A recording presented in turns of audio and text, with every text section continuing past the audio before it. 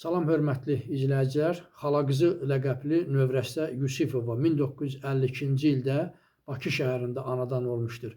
Maliyyə Kredit Texnikumunu bitirmişdir.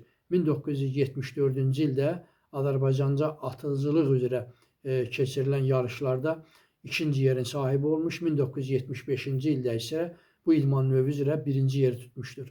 Bu qabiliyyətinə görə 1992-94-cü illərdə 1-ci Qarabağ müharibəsində cəbhəyə getmiş və orada böyük qəhrəmanlıqlar göstərmiş. Hətta deyildiyinə görə ermənilər onun başına pul mükafatı qoymuşlar. Beləliklə də onun həyatı üçün təhlükə yarandığına görə cəbhədən kənarlaşdırılmışdır. Növrəstə Yusifova 1998-ci ildən Azərbaycan Qarabağ müharibəsi və veteranları cəmiyyətinin sədridir və həmin cəmiyyətin hazırda 3000-ə yaxın üzvü var. Çox sağ olun, kanalıma abunə olmağı unutmayın.